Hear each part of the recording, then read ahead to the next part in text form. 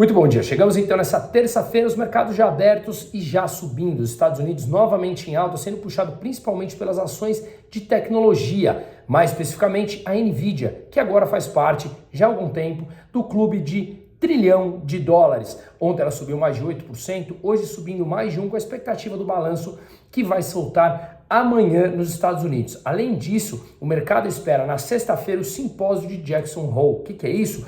O Jerome Powell, presidente do Banco Central americano, irá discursar a respeito do mercado de trabalho, do mercado como um todo americano, e isso ele dá pistas se o Banco Central por lá vai ainda continuar apertando mais a política monetária, ou seja, subindo mais ainda a taxa de juros. Lembrando, quanto mais os Estados Unidos sobem a taxa de juros, mais o restante do mundo tem que subir também ou manter as taxas de juros mais altas.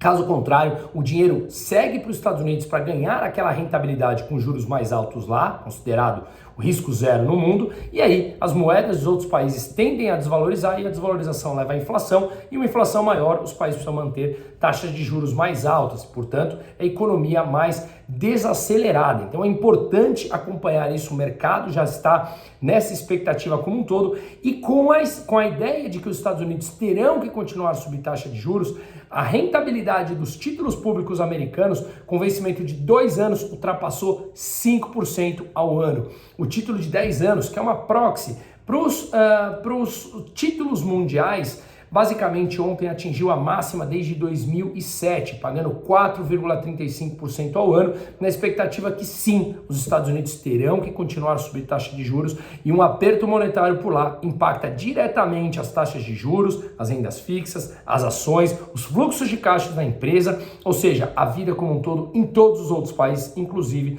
aqui no Brasil. É justamente isso que eu faço no que eu chamo de consultoria prévia ao processo de investimentos, que está disponível lá no meu site, no brunomusa.com.br.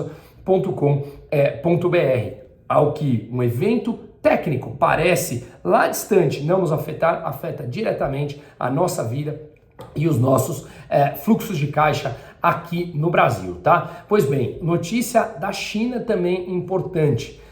Com os dados econômicos extremamente complicados, como eu venho falando diariamente aqui, e empresas do setor imobiliário e de gestão de capital dando calote, não pagando os juros de suas dívidas, tanto inshore, dentro da China, em moeda local, como offshore, em os títulos em dólar. Basicamente, o governo central chinês ele vem estudando fornecer mais linhas de crédito, mais financiamento barato aos veículos que financiam os governos locais. Os governos locais têm uma estimativa de dívida de 9 trilhões de dólares. A situação na China pode ser muito mais complicada do que se fala. Basicamente, não dá para acreditar em todos os dados que o Partido Comunista Chinês solta. Talvez nem eles saibam o tamanho do buraco. A gente vê muitos prédios que foram construídos, pontes que foram construídos em cidades que não têm pessoas, cidades fantasmas, onde foram gastos trilhões de dólares ali e não mora ninguém. Então a China cresceu durante muito tempo nesse processo de expansão de infraestrutura, e transformar ela agora numa economia de consumo tem sido algo extremamente desafiador. Nem sabemos se conseguirão ou não. Então, basicamente, essa mudança, essa transição econômica, no momento que você constrói infraestrutura, o país tem uma pujança. Agora isso precisa se transformar em consumo. E com desemprego entre jovens de mais de 25%, com o mercado imobiliário dando calote, que representa mais de 25% do PIB chinês, dívidas extremamente altas, consequências de manter todo mundo em casa durante 3 anos, como se uma intervenção nessa na economia não causasse problemas, basicamente o custo chegou, a economia cobra seu preço e a gente está vendo isso agora. Então, muita atenção com a China, que é o maior parceiro comercial de mais de 150 países no mundo, inclusive no Brasil. E sem novidade nenhuma, o Itaú soltou um relatório falando em que agora eles enxergam uma dificuldade na capacidade do governo em cumprir as metas de superávit fiscal. Ora, agora, no momento em que soltaram o estudo inicial do arcabouço fiscal, que deverá ser votado hoje, a gente já falou que era uma regra importante de ter, que era uma regra ruim e que antes o mercado estava precificando ser uma regra péssima, mas ela é ruim. A dívida vai continuar crescendo, acima da inflação, isso basta olhar em números, isso é uma matemática, né? Quando o governo permite que os gastos possam crescer 70% da arrecadação, você vê que é um crescimento acima da inflação. Os gastos dentro da regra do arcabouço, ela permite que o governo gaste entre 0,6% e 2,5% acima da inflação.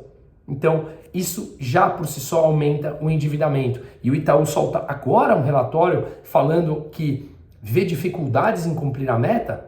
Qual é a única maneira deles cumprirem a meta, já que cortar gastos o governo petista não faz? Aumentar impostos. Quando você aumenta impostos, você estrangula a atividade econômica, estrangula as pessoas físicas. Quanto mais alta de impostos, menos dinheiro no bolso das empresas e das pessoas que ou mandam embora ou gastam menos. Então, não tem segredo. Só agora, Itaú, vocês são extremamente técnicos. Como assim só agora a dificuldade de cumprir as metas? Isso vem sendo falado por muitos há muito tempo, desde antes, inclusive, do começo desse governo.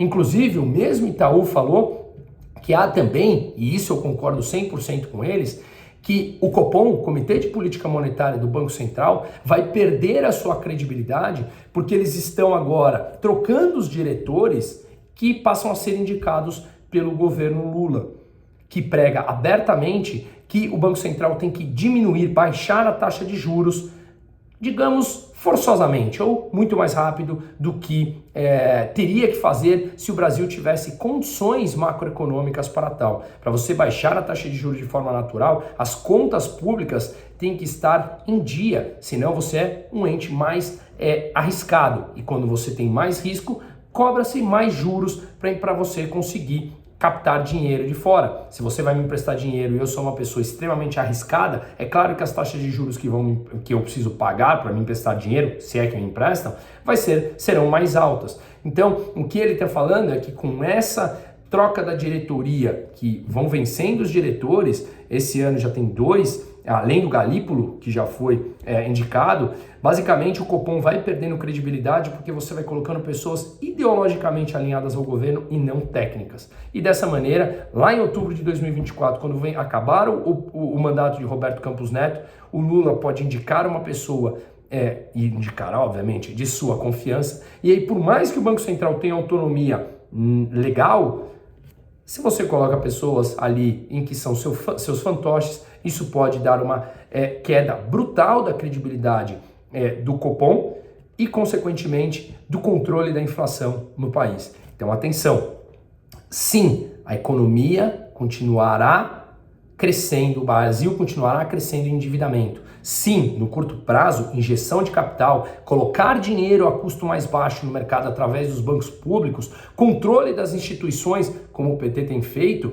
colocando o mercadante no BNDES que libera mais dinheiro, a Petrobras segurando preços até onde dá para manter a inflação mais controlada, fundos de pensão controlados por sindicalistas. Tudo isso é um controle da economia que no curto prazo pode gerar uma sensação de crescimento econômico. E gera, afinal de contas, é dinheiro injetado.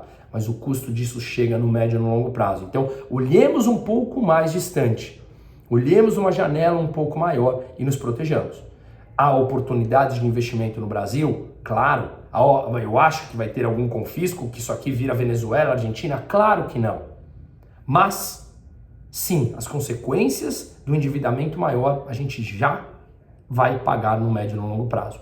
Portanto, como há entrada de dólares na conta exportação, como há entrada de dólares no diferencial da taxa de juros entre Estados Unidos e Brasil, o real acaba se valorizando em momentos pontuais. Aproveite, dolarize uma parte do seu patrimônio. Isso aqui é Brasil independente do PT, isso aqui é volátil eternamente. Mas sim, há oportunidades também, como eu venho falando, principalmente na curva de juros, que é um dos conceitos importantes que eu falo nessa consultoria prévia ao processo de investimentos. A taxa de juros nos Estados Unidos, na Europa, no Japão, afeta diretamente a curva de juros aqui, que afeta também os nossos investimentos em uma renda fixa básica.